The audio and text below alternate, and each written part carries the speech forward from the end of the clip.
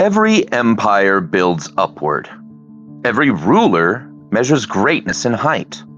From Babylon to Dubai, ambition is vertical. But in Genesis, height itself becomes a crime. Their sin wasn't murder. It wasn't greed. It was unity. One people, one language, one project. And God called it rebellion. Remember, an apostate isn't just a heretic. In the ancient world, an apostate was an escaped slave, someone who slipped their chains, stepped beyond the walls, and never looked back. That's what we're here to do. Not just to critique these old stories, but to free ourselves from the cages they've built. Hi, I'm Dave. I've been a language and literature educator for over a decade, and I believe the best way to understand these texts is to read them honestly, word by word, contradiction by contradiction. Welcome to the Literal Apostate. Genesis 11 opens with something rare: harmony. Now the whole earth had one language and the same words. No exile, no curse, no blood in the soil. For the first time since Eden, the story begins with people together. And what do they do with that unity? They build. Not a weapon, not a throne, a city and a tower. A monument to cooperation. A way to root themselves in a world of scattering. Their fear isn't pride, it's erasure, lest we be scattered. They want continuity, memory, identity, a city to bind them together, a tower to make them visible. In other words, permanence. Here's the trick. The city is called Bavel, Babylon. But the text plays word games. It says the place was named because God, Balal, mixed up their language. In other words, Babel becomes Babel. This is etymology as theology. A pun turned into punishment. A story retrofits history by explaining Babylon's name as confusion itself. But to the Hebrews, Babylon wasn't just any city. It was empire, exile, the place where their ancestors wept by the rivers when their temple was destroyed. So the pun isn't innocent wordplay. It's propaganda, a way of branding your enemy's name with your God's curse. Babel isn't just confusion. It's Babylon as eternal confusion. Language fractured as divine graffiti across your rival's walls. And that pun still works in English. Babel becomes Babel. Words turned into noise. Unity wasn't the sin. Unity was the threat. And confusion was the cure. How are you doing? What's up? Good morning, my neighbor. What did you say? Hola, amigo. ¿Cómo estás? Hola. Genesis says the people had one safa, one lip, one tongue. Not just language, but intimacy. Shared breath, shared words, shared rhythm. Speech itself was a commons. In Hebrew, they didn't just share a language, they shared a safa, one lip, one breath, one rhythm. And that lip is split open by divine decree. But God sees that unity as danger.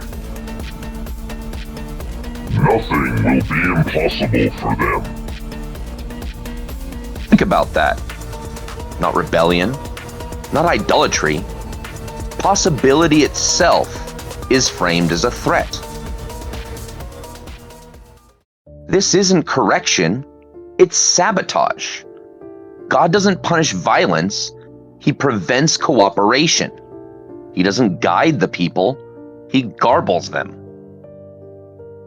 And here's the pattern we've seen since Eden. Stage 1 morality, obey or be punished.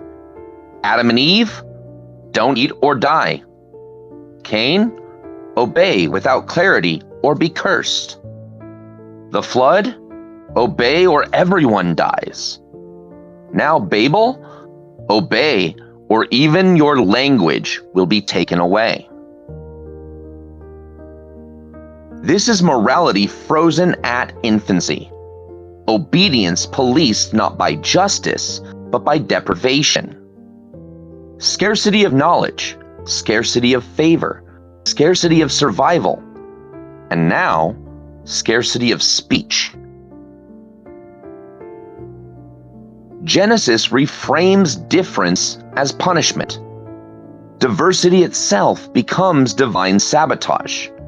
And when you take that literally, it's not just bad linguistics, it's bad ethics. It tells you that shared understanding is rebellion, and division is holy.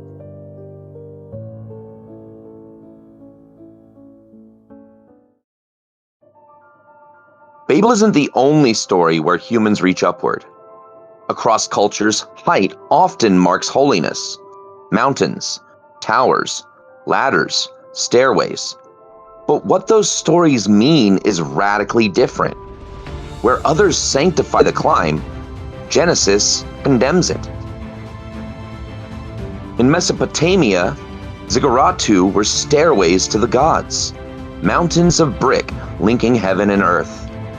Babylon itself was called Babelu, the gate of God. To climb the tower wasn't arrogance, it was devotion. But Genesis flips the script. The gate of God becomes confusion.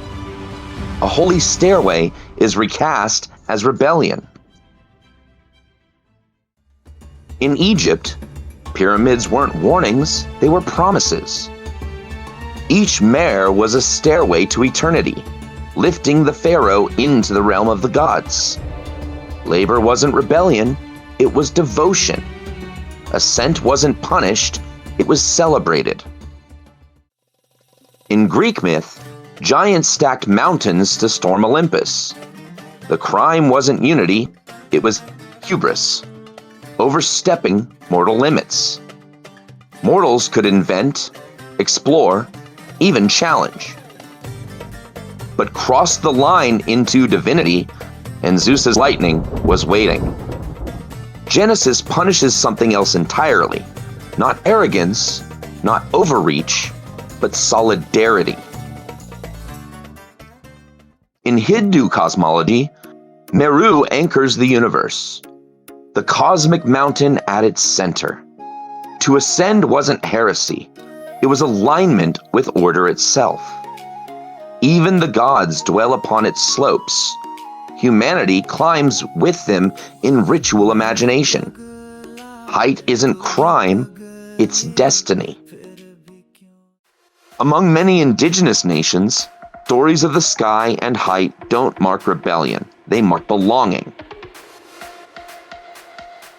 The Haudenosaunee tell of Sky Woman, who fell from above and was welcomed by the animals.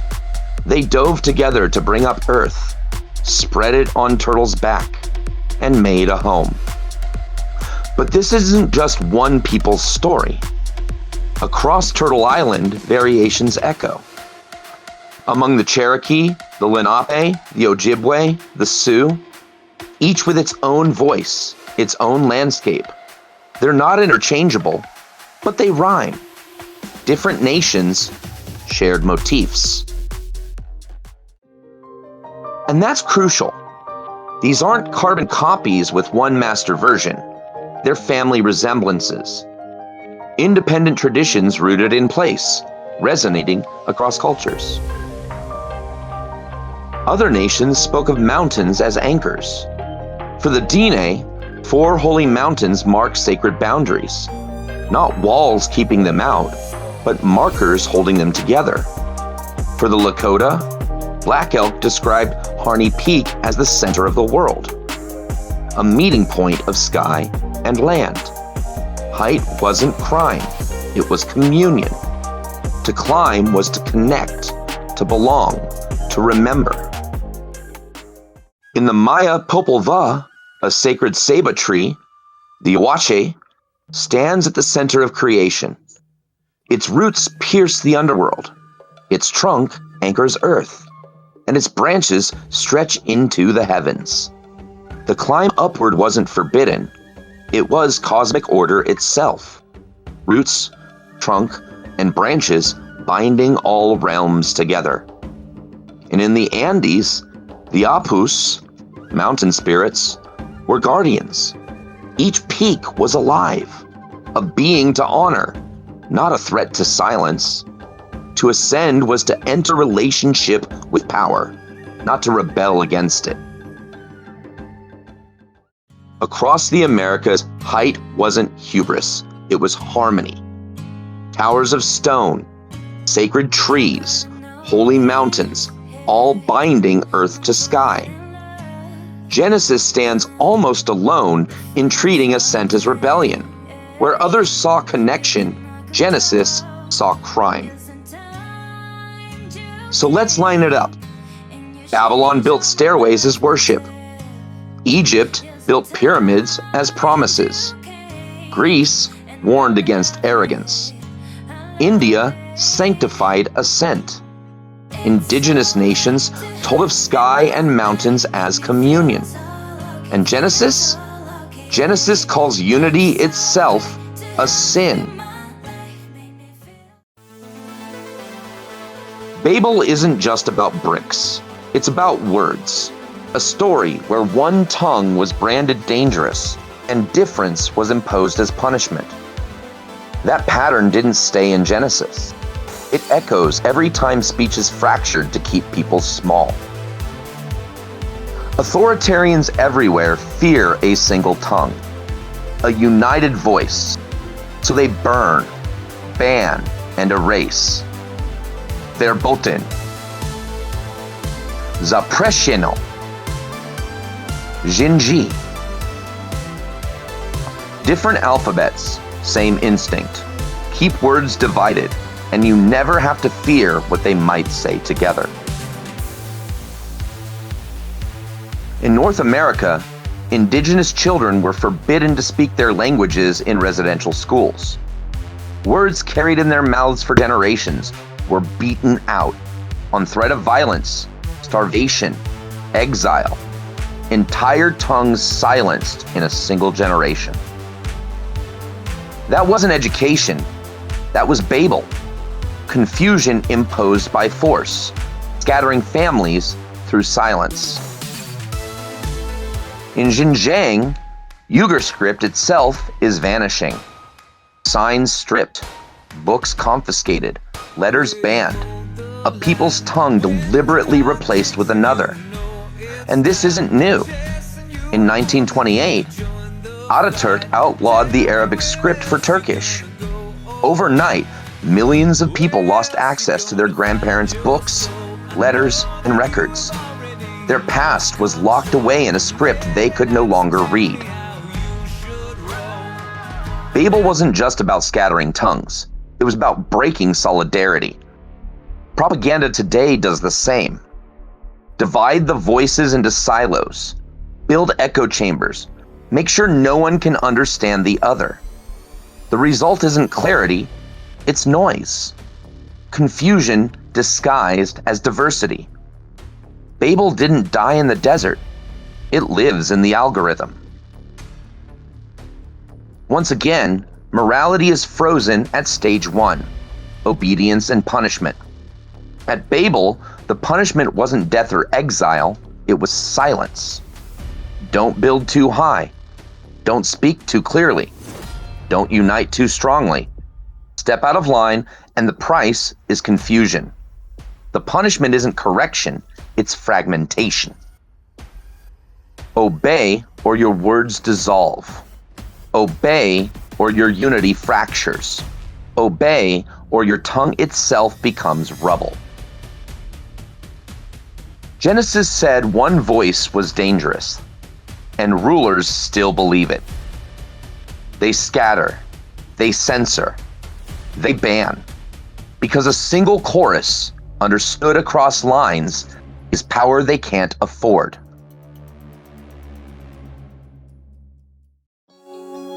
If Babel fractured speech as punishment, history didn't leave it there. Scattered tongues can be reclaimed. Silenced words can rise again. Hebrew once lived only in liturgy, a language of prayer, not daily life. By the late 1800s, many thought it was dead. But revivalists like Eliezer ben Yehuda pulled it from scrolls back into the streets. Today, Ivrit isn't ritual, it's ordinary, spoken in schools, on buses, in homes. In Hawaii, Olelo Hawaii nearly vanished after U.S. annexation. Speaking it in schools was banned. By the 1980s, fewer than 50 children could speak it. Today, thanks to immersion schools, thousands of keiki are fluent again. A language beaten down, reborn. In Wales, Cymraeg was suppressed for centuries, punished in schools with the Welsh knot. Yet today, road signs, media, and schools carry it proudly again. Across Europe, from Gaelic in Ireland to Sami in Scandinavia, words once scattered are finding their way back. In Turtle Island, Indigenous nations are reclaiming the tongues stripped in residential schools. Diné Bizad, Lakotiapi, Anishinaabe. Classes, songs, apps, ceremonies, survival through revival. Even within Scripture, Babel isn't the last word. In Acts 2, Pentecost describes a reversal. Many tongues, but mutual understanding. Diversity not as curse, but as gift. A harmony Babel forbade, but humanity imagined anyway. Babel fractured tongues to keep people small. But in America, the First Amendment tried to write a reversal. No law abridging speech. It doesn't guarantee safety, or agreement, or comfort. It guarantees that no one, not king, not church, not God, gets to ration your words. Every movement branded dangerous by the powerful, abolition, suffrage, civil rights, relied on that principle, that voices cannot be scattered by decree. Think of the pattern we've traced. Creation, order rationed as obedience. Eden, knowledge rationed as taboo. Cain, favor rationed as scarcity. Flood, survival rationed as selection. Babel, language rationed as punishment. Babel said unity was rebellion, but rebellion is where real unity begins. Because what this story calls dangerous, shared language, shared purpose, shared belonging, is exactly what every empire, every tyrant, every god has feared. Not your sin, not your weakness, your solidarity. And that's why speech has always been rationed, why words have been burned, tongues outlawed, alphabets erased. Because when people understand each other, they become harder to control. Silence keeps us small, but words rebuild towers the powerful can't topple. Obedience without understanding keeps you at stage 1, forever punished, never mature.